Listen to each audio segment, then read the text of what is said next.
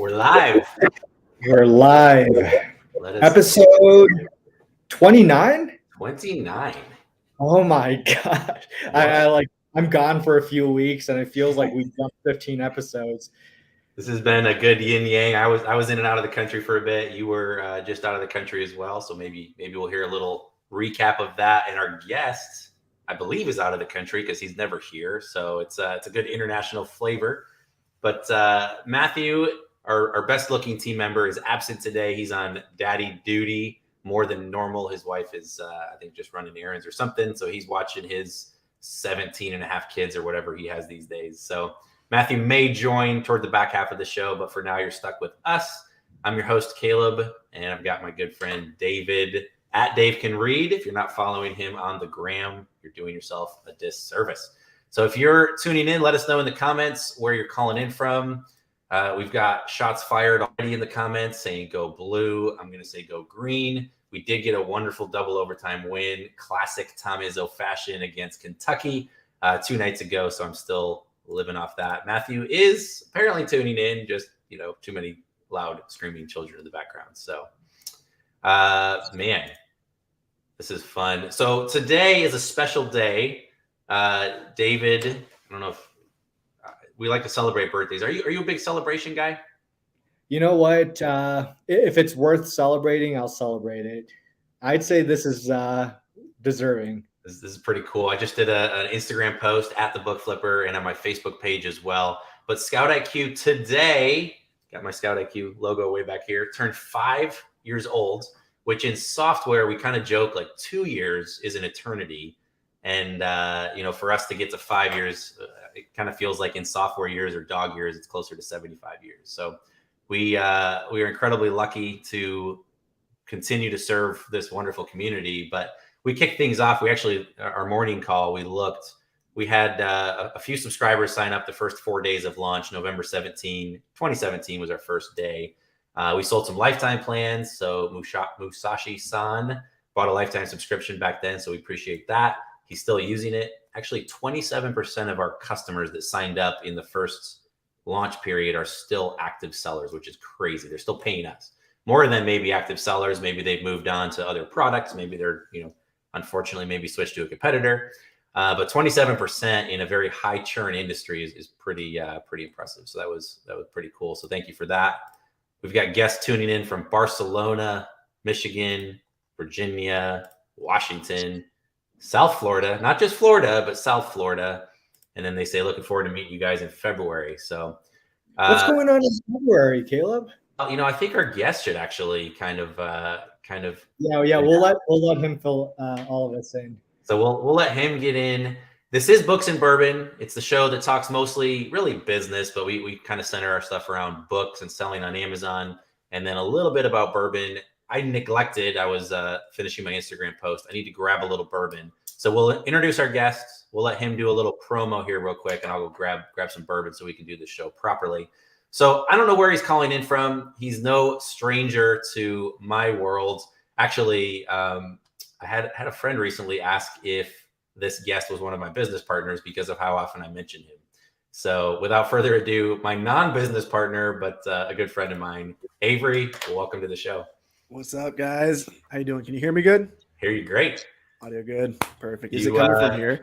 Test. This is my new mic. You see my new mic? I'm here in Barcelona. Barcelona. Your mic looks good. There's just the fuzziness behind you makes it just kind of look funny. That's because I didn't set my bed, and I don't want you guys to see it. All right. Fair enough. I think the person that said Barcelona was mentioning me. It'd be a real coincidence if somebody was here too in Barcelona. Yeah, they're probably saying that's where you were. Yeah. Very cool. Yeah, Miami is going down in February. It's sneaking up on us, and I'm super excited to have the book flipping community, the book selling community there. Last year, it was a lot of fun. I always love having the booksellers there. So I see a few people are already pulling up, and it's going to be a lot of fun being able to see you guys face to face. And we got the whole Books and Bourbon crew coming through to talk. And this year, we're going all out. Friday's basically like a free networking day. So make sure, show up Friday, get your ticket, come in early. Saturday is an all-day event. It's going to be a big venue. We don't know how many people we're going to have. It was somewhere between 100 and 150, I imagine. And Saturday is going to be a long day, just networking, a lot of presentations. We have like 15 speakers, 15 people that we have to like position them in a way over the 3 days. So it's really like a 3-day event, but Friday's free for everyone. Saturday, all day. And I was inspired by the ScoutIQ Summit to do some things. I like how you guys had the break for the snack after lunch. Like the breaks were perfect. They made it flow. I feel like we kind of last year, everyone was really tired towards the end. So we're going to pace ourselves with food this year. Perfect. We do have an after party. It is a separate ticket. All drinks are included in the after party. There is day 2 on a yacht. It is not cheap, but all drinks are included. It's probably going to be like a 4-hour yacht. Amanda, currently the price is $497 on the website, and the price is going up $100 on Saturday. So make sure to get it. Bare bones, just get the ticket for that. But I do recommend going to the after party if you can. Come on the yacht. All the speakers will be on the yacht, and it's going to be a lot of fun. I might be on a hiatus. I might not be allowed to go on a boat anytime soon, but we'll stay away from that. Avery, you want to share the story of you sleeping in and making us all sit in the area there? And I'm going to grab the bourbon, so I'll be right back, and David can. Yeah. Like I'm so focused on running this event, and then all of a sudden there's a yacht. And I didn't really think it was like a real thing because Carter Maxwell and Nathan and these other kids were the ones that decided to do it. And I'm like, I go to sleep at 3 a.m. that night, and I'm, cleaning up the place and everything. And so like the next morning I wake up to all these texts, and I woke up not that late, but late enough to make people wait. And it was a pain. And so, I was late. I don't think we touched too much more on that. I think, what we can focus on is the after party in last year's event was successful. It went really late. I think I had a great opportunity to network with people. I kind of break event or like conferences up in 2 different ways. I think there's one part where you go in and you listen to the speakers and try to absorb knowledge, but more so for me, and I think I've talked to you about this in the past, where, yes, you do get information from like Amazon Lit and the Smartest Seller, Scott Needham. Yeah. Like they were great, but I feel like I almost got more from just like the conversations with the everyday sellers, and just like I had a chance to interact with Jonathan. I don't remember his last name, but I remember he was in the military, and just like talking about SOPs and processes and how they do it in like a totally unrelated industry is just what's really valuable. And these after parties, and then the boat ride afterward, like the next day, I think those, yes, they are more. It's beyond the original, just the normal ticket price, but I think you get so much value out of it. It's not just partying and having a good time. It's like you can tie real value to it. Would you agree? Yeah, 100%. I mean, that's like where the magic happens, in my opinion. And I think it's a combination of like the day of the event, but then like the nighttime afterwards. It's almost like the day is like, you could compare it to like a big lecture. What up, Matthew? Hey, what's going on? Not much. Just out here. I'm here until I thought you were going to be able to make it. Background. Nice. He threw the kids in a corner with a little bit of bourbon. We'll see how long they last. I do. That's why this bottle is partially empty, is because they've each got a little bit. They're asleep for a while. So you guys should do a Books and Bourbon podcast on the yacht. Ooh, that would be fun. The true Books and Bourbon podcast. There you go. No one wants to see me with my shirt off, so we'll have to do something about that. I forgot what I was saying. What was I just talking about? You were talking about that's where the real magic happens. Yeah. It's like during the day, it's like so much focus and like energy, and then at nighttime, and this is like all events. I feel this way about ScoutIQ Summit as well. Like at night, it's just like a release, and everyone's just like it's over with, but it's not. And that's like my favorite part is the nighttime after. Absolutely. So I mean, I think the case in point is, yes, bare minimum, get the Saturday ticket. Actually, bare minimum, like go to the free networking on Friday, because that's just like a freebie. Yeah. But then like go to Saturdays. They're going to be great, great, great people there talking about how they built their business from zero to I don't know what some of the larger sellers are doing, but I'm guessing tens of millions of dollars. Yeah. I mean, Scott Needham's like 40 to 50 million a year. Plus he's got a software company, which is like ridiculous. So he's doing millions with his software company. And then he's doing millions on Amazon. Amazon Lit, obviously, they're doing millions. Dan, you guys had him last week. He's doing 10 million. Jameson will be there, cross the million mark. I don't know when he crossed. I thought he was already across the million mark, but in ScoutIQ Summit, he said he just crossed. We're going to have, we have so many speakers. If you guys want to see the speaker lineup, go to miamisellersconference.com and you can see everyone we have. And then even the attendees are I could list the attendees. We have attendees that are doing like $500,000 a month. And Michael Fordnall came last year. We'll see if he comes this year. I was talking to him this morning. We'll see if he comes through. It'd be fun to have him there again. Yeah, but it's both the attendees and the speakers. It's like the whole room is just filled with valuable people that, can help you one way or another, even if they're not a bookseller, just being able to talk with them. And that's why I really like having the booksellers there and then having the OA guy. It's going to be OA heavy this year too. There's going to be Flips for Miles, Warner Fields of Profit. There's going to be a lot of OA people, Chris Grant. It's going to be good. So really four main industries, private label, wholesale, online arbitrage, and books. So we need the book people to represent.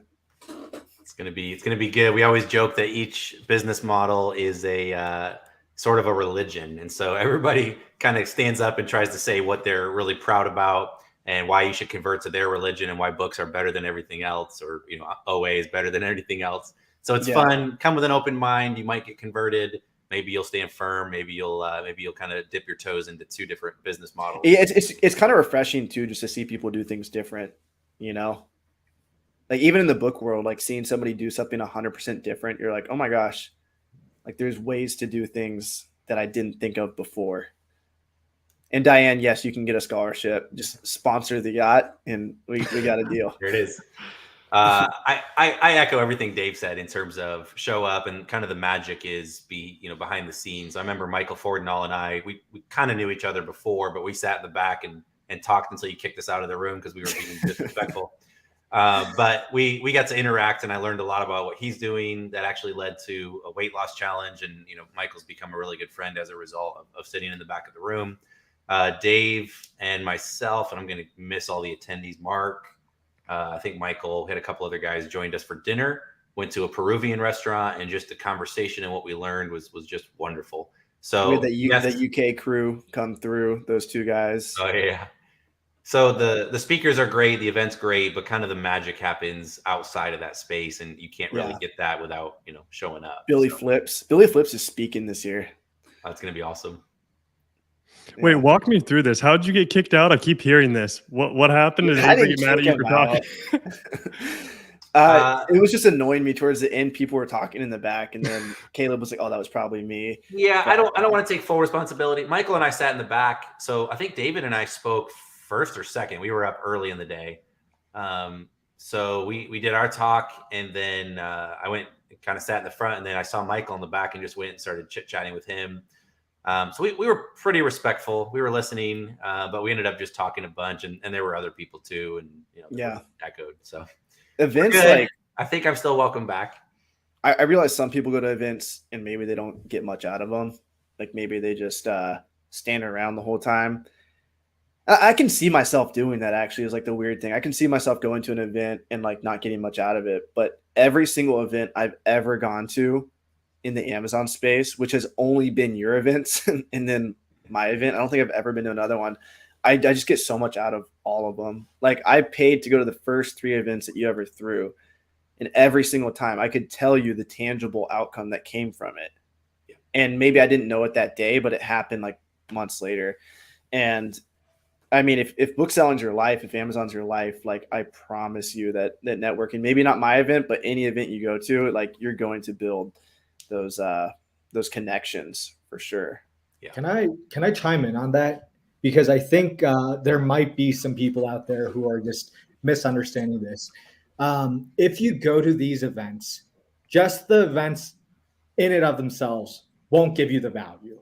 I think you do have to bring forth a positive, open mindset and attitude, and at least interact and start talking to the people there. Like if you don't talk to anyone, you just listen. Yeah, you do get some value, but like I think when we're talking about the magical moments and like the networking, this and that, like obviously, I hope this goes without saying, but like you yourself do also have to make an investment, and like you have to talk to other people, and you have to like put forth that energy. And what I will say is like I feel like at times, like I feel like I want to close off and I don't want to talk to other people. It's hard to imagine, but there are times where I just don't want to talk to people. But it's like for those events especially, it's like you putting that little bit of energy to like just say hi to someone and just talk to them.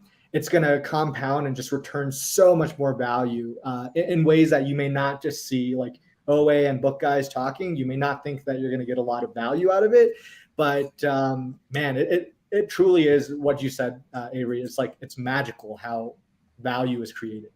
Yeah. I think a big thing too is like just seeing people. And I got this at the very first event that Caleb ever threw with Reezy and Travis and Greg Murphy. I don't know who threw that officially. It was Accelerator List and ScoutIQ. Yeah. First turn the page. That was the first turn the page. That was like the first event where I went to and like actually met real Amazon sellers and just saw that they were actually doing it. And that was so huge for me just to see people like, and then is it Karan? Is that how you say his name? I feel like I always screw it up. Karan, he was doing shoes and I'm like, okay, this kid's selling shoes. This girl is doing what Caleb talks about with eFlip and she's actually doing it. So I know it's real. It's not just like Caleb on the internet trying to get me to flip textbooks. It's like a real person. I'm like, okay, so that's real. I don't want you to flip textbooks. I just want your subscription fees. That's And then Reezy, I'm like, dude, this dude's short, but he's like a real person and I see his camera. Therefore, I can replicate what he's doing. And like, I just like all these things. And then like, even Travis, like all these guys inspired me. I'm just like, these are real human beings and they're doing their thing and they're making money. And I'm the same as them. I'm in flesh right here and I can do it too. And it sounds like so, I don't know, like cliche to say that, but when you see somebody like open their phone, like everyone will be excited at the after party, like, oh yeah, look at this. And you'll just see somebody have like 300,000 in sales and they'll be like half your age. And you're going to be like, wait, what? And it's just going to like kind of like reprogram how you think about that's at least what has happened to me in the past. And yes, I could have seen that on TikTok. I could have seen that on IG. I could have seen that on YouTube, but seeing somebody in person actually have like actually doing it, it just hits different. It just makes it that much more real. Yeah. It's tangible for sure. Well, let's take a quick break and talk about what we're drinking since it is Books and Bourbon. I saw Matthew's got something. It is our 5-year birthday party. If you want to read, we'll share a little of the story. Actually, it's kind of fun how the whole band came together, so to speak. But we'll share that a little bit and then kind of hear some of Avery's story. Avery, you've been on the pod before, so appreciate you jumping in as well, especially from a different country. And it's probably what 10 p.m. there. It's 10. Yeah. Perfect. So we'll go around the horn real quick.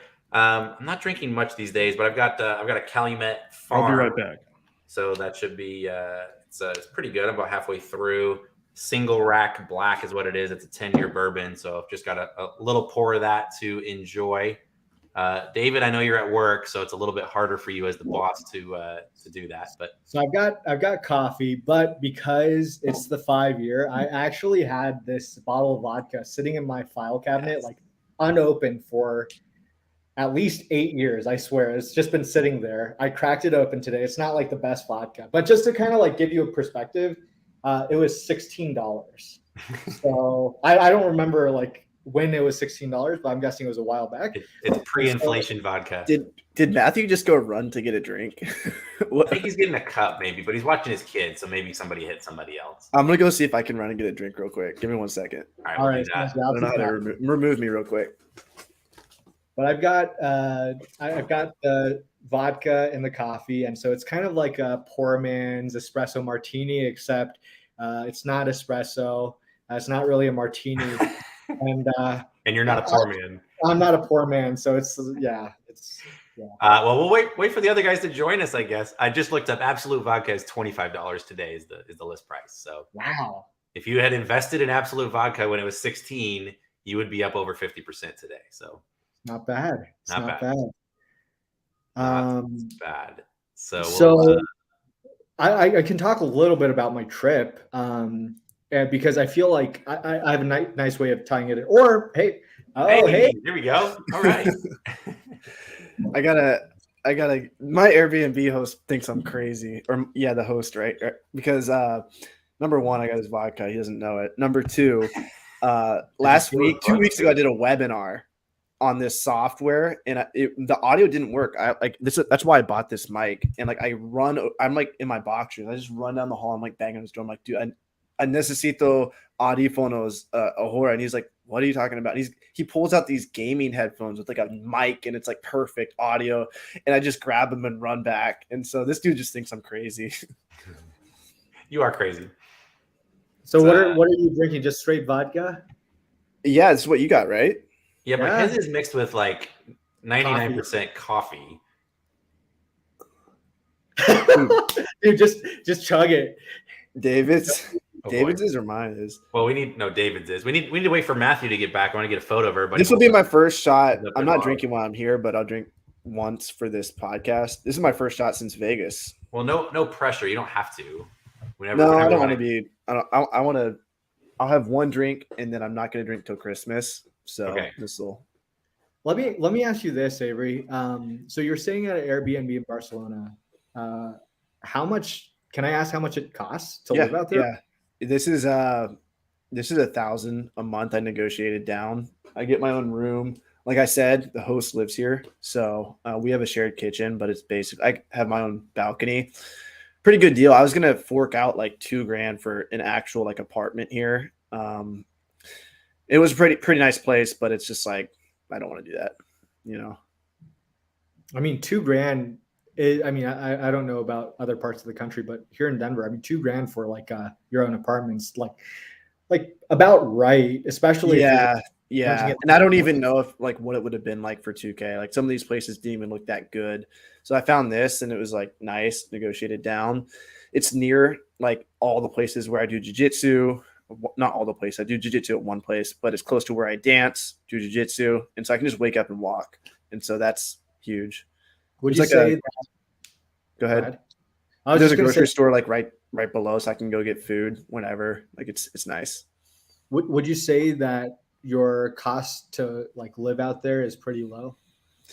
I just came from Colombia, so like I'm so used to Colombian prices, but I was eating out every meal in Colombia. So I would eat out 4 times a day. I would just sit in coffee shops and work and then go to jiu-jitsu. I would take 2 private dance classes a day. And so I was just living the life for like pretty cheap down there. I think it was like less than $100 a day. And I was doing like all of those things. And that would have been like a $300 day in Miami. And now, I do my own groceries, which is way healthier, by the way. Like I was eating healthy food, but it wasn't like even if you get like fish or steak from a restaurant, there's so much oil and stuff in it. And so, I'm eating healthier now. And overall, I do like group dance classes now because I don't want to pay like $70 an hour for like a private, but in Colombia, I was paying like 10. And so if you guys ever get the chance, definitely go check out like Colombia or some Latin American country because your money will be like 4 or 5x. I mean, this going to Peru. It's probably like that down there. Yeah, it was pretty wild. Well, should we wait for Matthew or should we just do cheers? I think we'll just do a cheers. We can hold up maybe at the end just to get a photo to for sure. Cheers. Welcome to episode 29. Cheers. I'm kind of afraid to see how this tastes. Like I've never done Me too. I don't even know if this is actually like vodka. It's not bad. He chugs it. Well, I'll share a little of the genesis of ScoutIQ and just how it all came together, and then we'll just kind of see where the conversation progresses. Yeah. So, also a spoiler alert: we normally do like a Black Friday special or Small Business Saturday. They kind of all get jumbled together. And every year people just try and move that up earlier and earlier to where people are basically celebrating Christmas in March just because you want to, beat all the other advertisers. We're going to be moving up our Small Business Saturday, Black Friday, whatever you want to call it. We're going to be celebrating the 5 years. So be on the lookout for some emails tonight if you are a ScoutIQ subscriber or if you have been. We do this every year. If you upgrade to annual database plan wherever you are. So if you're already using us, it's kind of a no-brainer. You're going to save money by upgrading now. Throw on your credit card, spend wisely, make sure you can pay it off. But we'll give you some bribes in exchange. So we've got some consultations. You can talk to David, myself, or Matthew. That's one of the prizes. We'll give you the tracking spreadsheet, which is really the accounting tool that I use to manage my business, pay my consignment clients, and see if I'm making or losing money.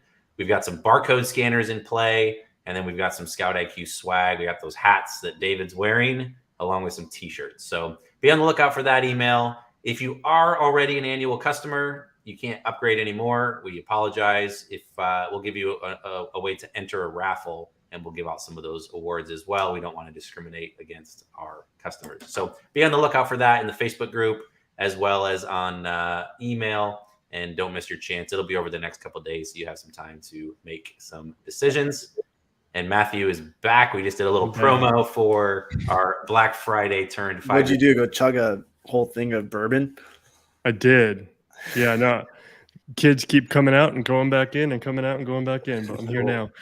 You guys already said what you're drinking? And then we need to get a photo of all of us holding up. I've got some of the Barrel Infinity bourbon here to celebrate 5 years a little bit. Bottle 4,836. Nice. Sadly, it was not made in 2017, though. That would have been awesome to find a bourbon the same date as founding. Well, we should do that. We should do that. Don't spoil the surprise, but for 5 years, I did find a nice bottle from 2017 that we will enjoy next time we're all together. Ooh. So, nice. Just real quick, Matt, everybody hold your bottles up. We'll just get a quick photo for the gram. 3, 2, 1. Beautiful. All right. All right, we're gonna tell just a bit of the genesis story of ScoutIQ. So ScoutIQ was birthed back in 2015. We decided the data out there wasn't that great. I've been selling for a while using, you guys can imagine which app. It was fine. It did the job. It had a database, but I remember sales rank was really misleading, and some of the graphics were just dated. And said, I don't know. I haven't really done software. I managed an orthopedic marketing brand, but essentially knee marketing. And we actually did an iPad app back when iPad came out, back in like 2010 and 11, I think was when the first iPad came out. So I remember that whole venture and said, can't be that hard. I'm not technical. I can't program. I'm pretty good at Excel, but I suck when it comes to development. So my brother and I, he works for Google now. He's a PhD in computer science. He's very, very smart. He is not really public facing. His name's Joseph. Good dude, year and a half younger than me. But I remember talking to him and just said, hey, can we build out a database of books? He goes, yeah, probably. And I'm like, can we kind of track those and see how often they sell? Kind of, I had this idea for eScore, just the idea of instead of rank, actually see how many times a book sold. And I had a number of other ideas of what a better app may look like. And so we built out the database and started, storing data, trying to figure out if we could, build eScore and see if we could actually make it into an app. And once we had the database, we said, hey, there's an opportunity to find, merchant fulfilled to FBA flips. That's when eFlip came out. So eFlip launched in December of 2015. And then about like 6 months later, I started reaching out to the guy that did eFlip and said, hey, do you do, phone apps? He said, nope, but I know someone who does. And he introduced us to Cole, which is ended up being our lead developer. I actually went back and looked at the emails. We connected in like mid 2016. He was just starting his own startup. Actually, his morphed several times. It ended up being an insurance tech, but he had that going and said, hey, I'm really busy. I don't have a lot of time until early 2017. Go ahead and find another developer if you need to. And I ended up kind of waiting. We weren't quite ready. I was building it out. Well, we met at a Caribou Coffee. For those that have not heard of it, it's like Starbucks, but better, in Westminster, Colorado. And I had a little PowerPoint deck, which I still have. And Scott Needham has an app called, is it Scout Smart or Smart Scout? I forget. Smart Scout. Smart Scout. my initial deck was Scout Smart. That was the original name I had in mind for it. I shared a laugh with Scott over that. We eventually, kind of branded to ScoutIQ. It was just shorter. Everybody was doing the IQ moniker back then too. So I sat in a coffee shop, and developers get hit up all the time. Hey, I've got this idea. And they kind of roll their eyes and they decide not to do it. I asked him later why he decided to say yes, because it was kind of a half-baked idea. I had a name for it, but I didn't really know what it was going to do or how much work it was going to entail. But I had some market research. I understood the market a bit just in terms of customers from having my blog, and something about the data approach and maybe my trustworthy face. I'm not sure, but he said sure. And we got that developed. Matthew and I met. So it was Joseph and I. Joseph did the database. Do you have the Book Flipper brand at this point in time? I did. So I built the Book Flipper brand, the blog, really just before we had anything, even before eFlip. And did Cole know about that or no? He did. And so I think I had 400 subscribers to the blog or something, right? So I'm like, hey, we've got 400. We'll have 400 subscribers. I was not doing social media. We didn't have our own Facebook group. And so we just, we had a little bit of some web traffic. And I built the blog. I think I wanted to do software, but didn't really know. The blog was really because selling on Amazon is lonely. And so it was a way, just, conferences didn't really exist back then, at least not for booksellers. And so that allowed us to at least have some kind of content and be able to at least chit chat with other sellers on the blog. So that was kind of the reason for it. It hasn't really been updated in the last few years, but there's still a ton of great content at thebookflipper.com. That was kind of the original brand. So we set out. We were hoping to launch in May or June, I think was what we targeted, and it stuff got expensive. Development always takes longer than you think, and that's not Cole's fault. It's just it just does, just like building a house. So we ended up building a bunch of hype. Meanwhile, Matthew and I, we met late 15, I think, maybe early. Yeah, late 2015. When we met, it was before eFlip. When we had coffee the first time, it was right after eFlip launched, I believe. So whatever that was in 2015. Yeah. So we met at a breakfast for, I think, Colorado Christian. Yep. And then connected, became friends, started talking business, and I realized that Matthew had a lot of skill sets related to marketing and search engine optimization, building websites, all of that, which was not my strong point either. So, I got a database guy, I got a developer, I got a marketer. I still don't know what I do. We launched that summer. We did a free beta the summer of 17. Many of you, if you were part of that, let us know. I know Diane was.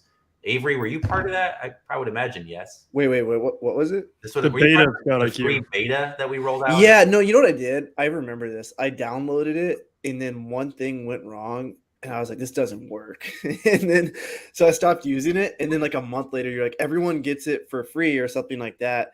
And then I was like, crap, I forgot the email that I used, but I remember that. I was definitely part of it initially, and then but I didn't even know how to read the old app. The first whatever was in the market at the time, whatever they called themselves. It was FBA scan back then. Yeah, I didn't even know how to read. I was an idiot in 2017. I was landscaping and just going out scanning books with my phone in Goodwill. I was getting kicked out of Goodwill's because I had such nervous energy in the Goodwill scanning books. It was bad, but I do remember that. Those are the good old days. So we were trying to get money because we spent a lot of money to develop it. We basically took all the money from eFlip and poured it into the app, and then we were just hoping it would take off. And we had no idea if the market was big or small. We were just kind of guessing. The Facebook group probably maybe barely existed. I don't even know if it was very big. That's where I heard about it. I think I saw you on Reezy. Or maybe I just saw you on the internet somewhere, but I somehow got we had 1,200 in the group when we beta launched the app. Crazy, yeah. And in my head, that was huge. In my head, I was like, these are the guys to go to for knowledge. Well, and if we knew that if the market was even that big, it'd probably be worth it in the long term. What we didn't expect is we've had to pay full-time developers since the day we launched 5 years ago. Software's never done. There's always bugs to fix. The App Store upgrades things and you have to catch up. Amazon changes fees, which are coming again every year or twice a year now, it seems like. So, we rolled it out. We wanted to charge for it, but it wasn't ready. I didn't feel right taking people's money. And so we ended up launching November 17th. So 5 years ago today, we did like a 4-day, 3.5-day, whatever, rolled out through November 20, and let people, we gave the founders discount. I think it was 20% off, which is the best rate we've ever done. We sold some lifetime plans, which people took a big risk. It was $1,000, which is no small chunk of change. We had, a handful of people sign up for that, which they believed in us, because if we went out of business 6 months later or something broke, we didn't really have to give them their money back. It, kind of the terms of service was, buyer beware. So yeah, who knows? And Diane says, I have no idea what possessed me to give you guys that amount of money. I'm not an early adopter. So I think she paid the $1,000 to get the lifetime plan, and it worked out. She's still selling books 5 years later. So that we rolled out, we got our first couple customers, and then we just started settling in, and it's been a wild and bumpy ride from working through developers. Some of them disappeared. We had a guy in Canada that was like in the middle of some features and all of a sudden disappeared. We couldn't find him. And like 3 weeks later, he shows up. He's like, yeah, you guys were paying me so much that I just kind of went out and started partying with my friends and kind of lost track of time. So I'm back. I'd love to work again. We're like, yeah, it's not going to happen. To developers in Colombia, to developers in, might be it. I feel like Colombia. UK briefly, and then India. That's a really good story. I actually recorded about a 15-minute video with Lavneet. He's our lead engineer in India, and he does all the day-to-day stuff now. And then he's got a small team under him. But he actually tried to sell a knockoff to eFlip in our eFlip group. He was trying to spam the Facebook group. Normally, I would have just kicked him out and blocked him. And something told me, you need to interact with this guy. And so that turned into a cautious interaction, chatting with him, saying that's not cool, learning about his story, checking out the software, realizing it was really good. And then, eventually building trust to where I could, actually trust him to hire him. And he actually built ScoutIQ, and then we brought him in. He's learned all the ropes, and he manages ScoutIQ now. So Lavneet, I don't know if you're watching. We were chatting a bit on Slack, but he's become a really good personal friend. We've known each other almost 3 years now, and I actually just went to his wedding. That's the reason I was in India about 6 weeks ago. So he's an awesome guy. And then David, we met at a burger joint, which is funny because a vegetarian hanging out at a burger joint. We met because someone introduced us and said, hey, you guys are both, good sellers in Denver. You should hang out and be friends. And we did. And I remember, picking your brain, really impressed with the size of your bulk business, your operation, and kind of saying, hey, I don't know how this works, but I have a feeling, we should work together someday. And I thought I would come on and help you with data analytics or help out with your warehouse or do something there. Can I jump in real quick, Caleb? Yeah, please. So I remember so vividly because it was like a month after I met you. And so actually like a week or so after I met you, you invited me to the Phoenix Turn the Page event. Uh-huh. And it was really my first introduction to the book selling community. And like, if you can believe it or not, like I'd been selling books for over a decade at that point and never really had any interactions, let alone didn't even realize there was an entire community behind what we were doing. And so I remember super vividly, it was like the last night of the conference in Phoenix. And, everyone was just kind of hanging out by the pool. It was the social hour where magic, gosh, like if this isn't like, anyway, if this isn't like case in point why you should go to these conferences, like I don't know what is, but like I remember vividly you telling me last night before the conference, we were kind of hanging by the pool and you were like, so David, like, I've got this feeling that we're going to work together. We're going to do something. I don't know what it is, but I know there's something there. Yeah. That, like, honestly, for me too, I was just like, yeah, but like, I have no idea. And then here we are, fast forward 4 years later. Yeah, it's wild. I think that was just more of a hope, but I had that feeling like I trusted you. I knew you ran a good shop and really kept your warehouse neat and tidy and knew how to manage yourself and manage others, and just said, man, gosh, we got to figure out a way to work together. And I remember you approached me right when we were kind of getting ScoutIQ going, and you kind of had a rough idea of doing your own version of it. Remember we kind of sat down. It wasn't threatening. It wasn't like I'm going to do this unless we partner up, but we found a way. I remember sitting in your conference room. We had, me, Matthew, Cole, I think Joseph called in. So we had, the 4 founders, board members, whatever you want to call us, and kind of sat down with you, and we kind of threw a price out, and you were generous enough to buy your way into that. And then we ended up kind of just merging all the brands because ScoutIQ was the powerhouse. So everything really falls under that umbrella, and just kind of the negotiation, the discussion, and how we bring you into that. And we're lucky to have you. You do a great job developing relationships. You have a great perspective. And it's nice to have that Denver connection, because all of us were in Denver at one point. Cole migrated back to Missouri. Joseph's still there. You're still there. Matthew's in Arizona, and now I'm in Indiana. So that was Joseph wasn't there originally, though, was he? He moved later on, didn't he? Yeah, he caught up. He was in Pittsburgh when we originally started, and then moved out to work for Google out in Boulder. I'd just like to throw this in. I remember when you and David met, because I'm pretty sure, if I remember it right, we had the office then. You left the office to go to lunch with someone, which was David. You guys met for the first time. You came back. You told me about him. You were kind of excited about it. But you're like, yeah, he's got a big warehouse. He doesn't sell any FBA. And I was like, nothing? And you're like, no, I didn't even know people did that. And we're like, what? He sells no FBA? We're like, man, we have to get him selling FBA. And I just remember that was the first time I heard David's name. I think was when he got back from lunch that day, because we were at the office that day, the ScoutIQ office. I think one of the reasons I wanted to partner with you was I was like, man, there's a decent prime bump on a lot of books. And heck, if you're just happy selling merchant fulfilled, let me sell some of them FBA. We'll split the profits on the differential. I didn't know how to structure a deal back then or what it would look like, but I just remember going, man, this guy's leaving so much money on the table. Come to learn that there's a lot of good reasons for you to do what you do, but you've kicked the tires as well. Yeah, absolutely. So that was that's kind of the journey. I shared a couple things on Instagram. We lost 40% of our user base during COVID, which makes sense. People are paying month to month. Thrift stores closed down. There's a lot of uncertainty and fear.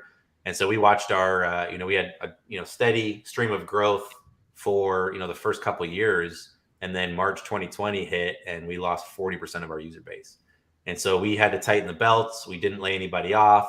We had to trim spending and just try and be cautious and make sure we could navigate.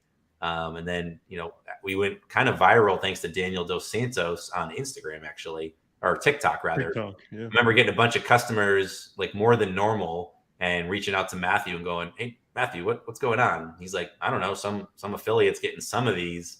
And I just picked up the phone and called him and said, "Dude, thank you. What the heck are you doing?" And found out I knew TikTok was a thing, but I didn't think it would ever be a marketing strategy for us. And that's been really good. We had actually one of his followers, I think he had a video that got a couple 100,000 views. We got a bunch of new signups for it.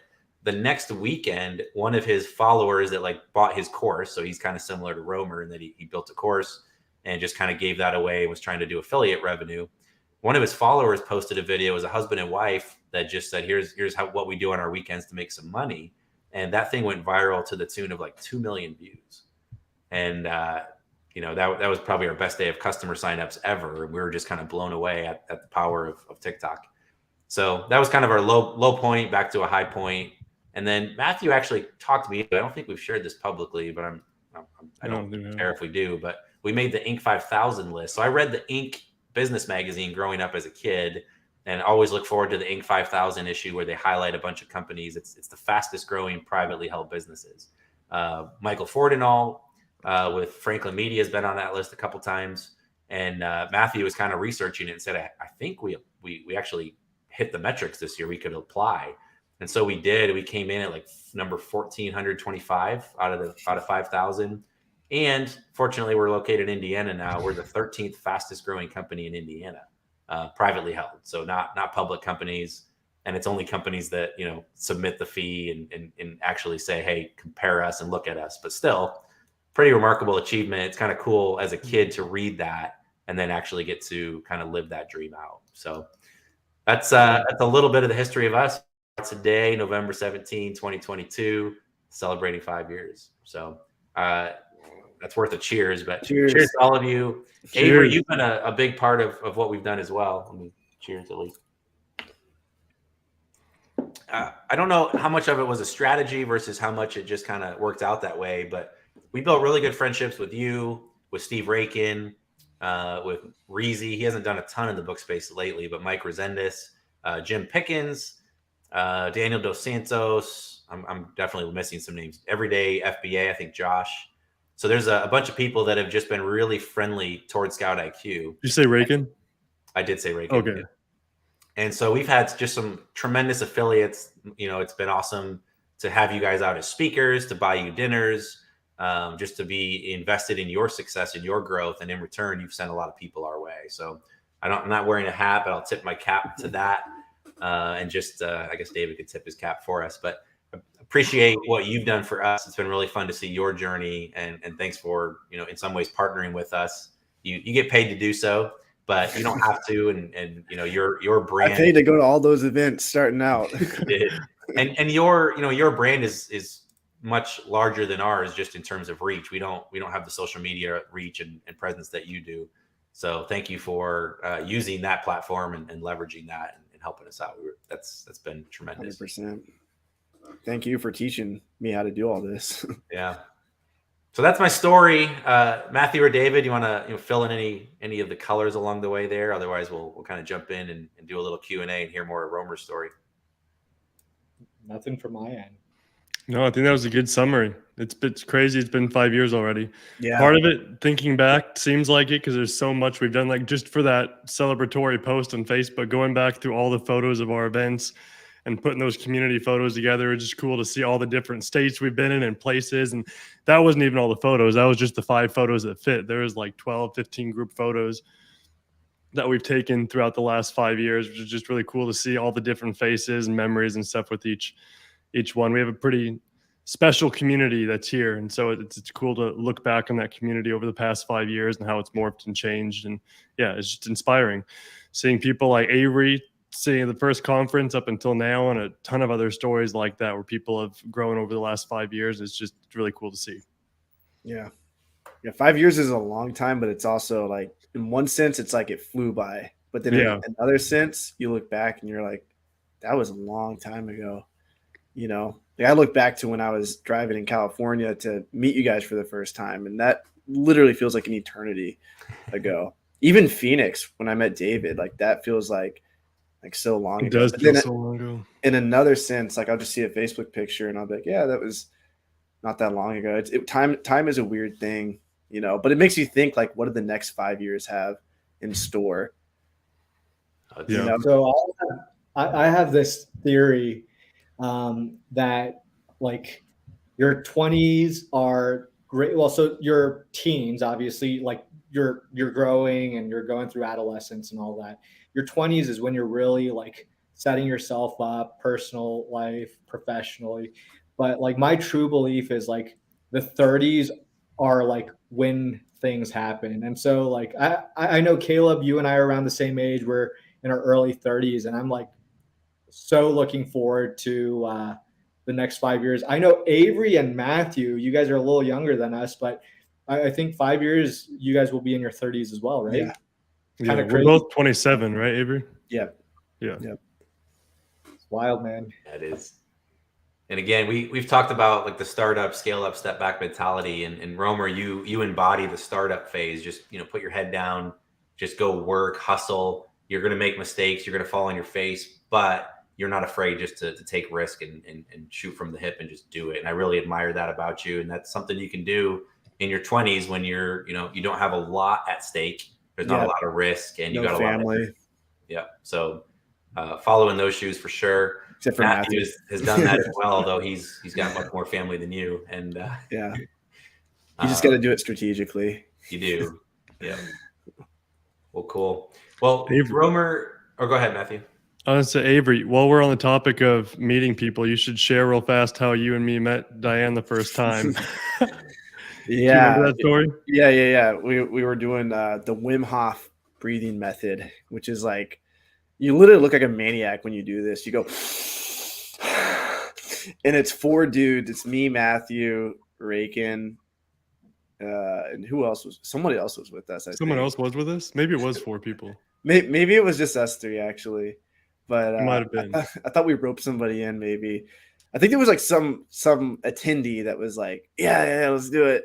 And so we're all just laying there like breathing super hard, and Diane walks around the corner and she just sees us 4 dudes hyperventilating. Our eyes are all closed. We're laying head to head.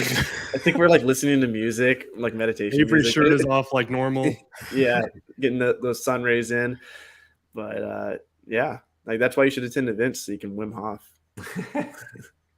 We're gonna do a group Wim Hof method in Miami. We will. That'll be fun. That'll be good. Well, let's it's been a little lighter attended show. I guess no one wants to hear us talk about ourselves, but thanks for those of you that stuck around. It's kind of fun to Hey, these are the real people that are here right now. Yeah, we got the OGs. If anybody has questions, we'll take a few of those. Otherwise, we'll kind of wind this down. But anything on your mind, Romer, while some of the questions come in, and how much longer are you in Barcelona? I'll be here until December 20th. Then I head back to the States. So yeah, not really. Like I said, time flies.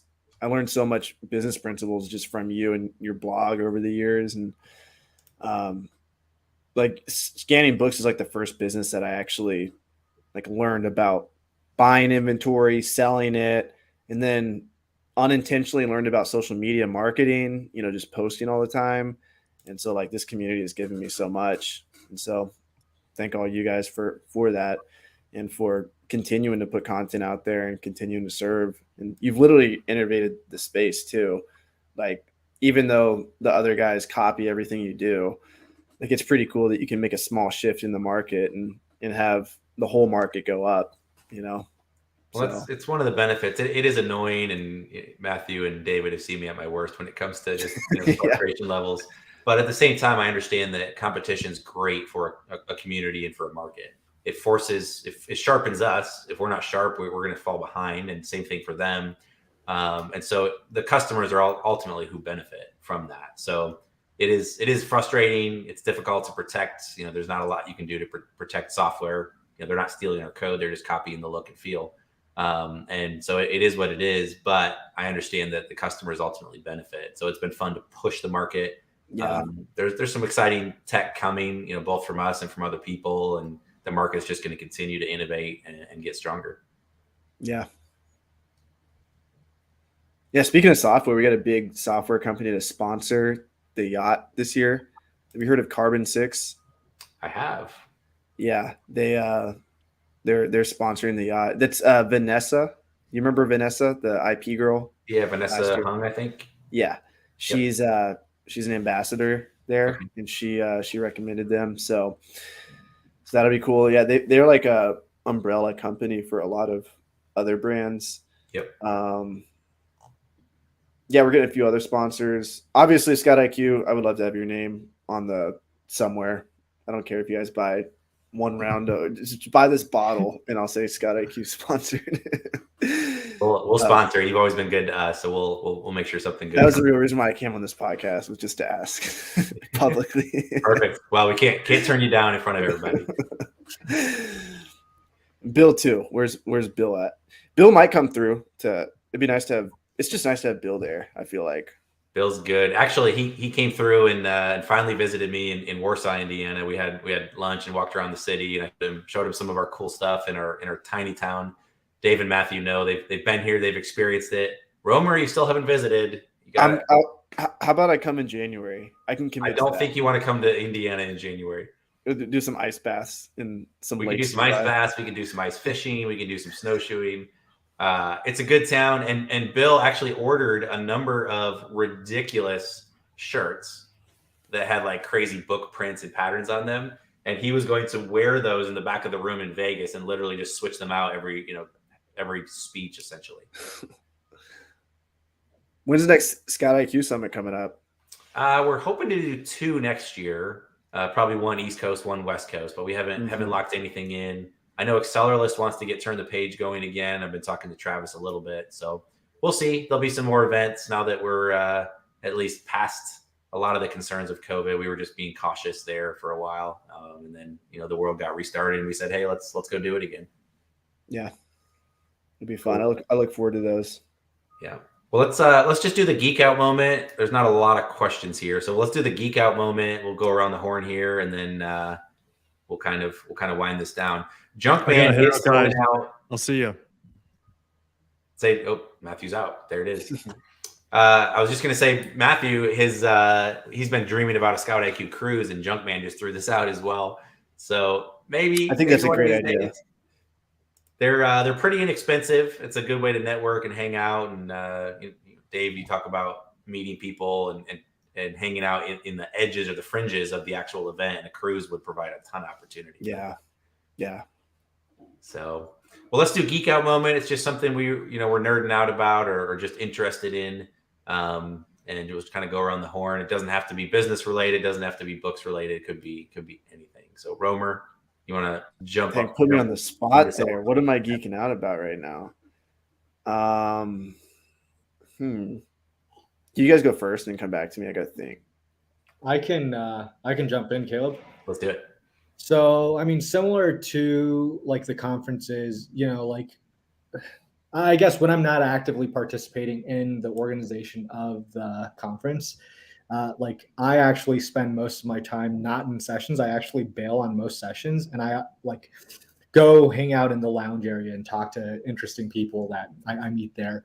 And similar to that, like I just like doing that in my everyday life too. So like I actually go out and like while most people don't want newsletters and don't subscribe, I know Avery, you subscribe to newsletters because from a marketing perspective, but yeah, I love going out and finding interesting newsletters, especially when it is about local community and businesses. And so like one of the subscriptions I have is for the Denver Business Journal, and it costs like $150 or $180 a year. And like just recently, we were thinking about putting up a big sign on the side of our building, like a huge, like 12, 15 foot long sign on the side of our building. And it was, the whole project's going to cost about $30,000. And I was just like, man, like on one hand, it'd be really cool to have our sign on the side of the building, but on the other hand, it's going to be really expensive.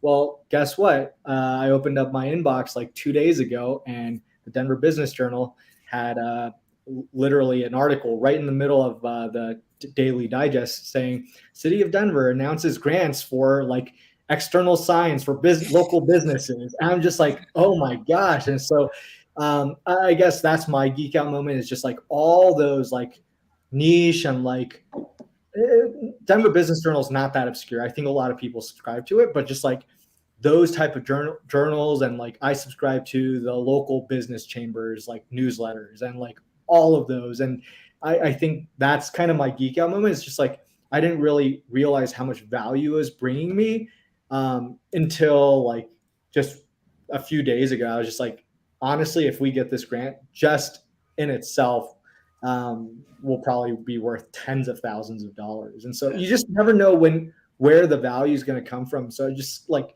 exposing yourself to like everything. I think that's my geek out. Yeah, that's good. I did not know how like powerful sponsors were. Speaking of like dynamic like that, like we didn't even know like if we could get somebody to sponsor $1,000, and then Vanessa comes up with Carbon 6 wanting to sponsor the whole yacht. And like we would have easily done this year without sponsors, but actually Hazel was the one that was like, you got to get sponsored. She kept saying that. And I'm like, all right, we'll try this year. And it worked. My geek out moment, I'm going to give like 2, because I don't really have, honestly, I've just been like overachieving. I've just been working and learning Spanish. Actually, last week I did perfect Spanish classes. This week I've been talking with more people here in Spanish, but honestly, probably like 30 minutes a day, if that. So it doesn't really count. But I've been lifting like really heavy weights, and I've never really like I have lifted heavy before, but I would like 1 rep max like every 6 months or so. But now I'm doing like 1 rep maxes 2 or 3 times a week. And I think it's like, I don't know, it just feels good. And I'm doing it like with perfect form too. So I think that's like, you always have to find out what your body reacts to the most. And I just feel like at this stage in my life, I need to be 1 rep maxing multiple times a week. That was one. And then the other is like, I've kind of been geeking out about music or dancing for a long time. And I'm actually here in Barcelona to dance. Like that's the main reason why I'm here. They're pretty good at bachata, sensual. And so I've been dancing with the girls here. They are really good, but I really miss Colombian salsa. It's just like, it's like a culture down there. like the music, the taxi drivers play it, the restaurants play it. Like they never stop playing it. Therefore, it's like in their brain and in their blood. But here, it's nice to change it up and dance some bachata. So that's my number 2. Love it. I've been working a little bit on credit card rewards and how to maximize flights and everything else. And I was sharing with Dave, got some sweet action business class seats on going to Tanzania actually. So it's going to Africa. Are you transferring points to make that happen? Yeah, start Googling and going down that path. I just wanted to figure out, I tried to do it for India. It ended up being too many points and miles and dollars. And I just ended up just booking regular economy seats. But I've got a ton of points, a little bit of manufactured spending from buying books and online arbitrage and stuff. But I've got a ton of miles with Amex and with like Chase. So once you go down that rabbit hole, holy cow, from the points guy to you name it, there are thousands of blogs out there on how to maximize points. And I just was like, I went cross-eyed. But basically Amex, you can transfer out to a lot of different vendors. So it's almost always better to transfer. I learned that the other day. It is. So I ended up transferring out to ANA, and I got tickets that were going to cost $1,100 for regular economy tickets. And I ended up using 100,000 Amex points, which is roughly equivalent to $1,000 of value. And I got business class. So it's like free. One, it's free. I think I had to pay $150 in fees. But I also got, for roughly the same value, roughly $1,000, I get to, lay flat. So that's been pretty fun. And then the other piece is more like a self-development thing, is just the idea of like, I tend to assume, I see patterns and I assume things in people and communication. And sometimes I'm right. Like when you play poker and you think you know what someone's holding, sometimes you're right, sometimes you're not.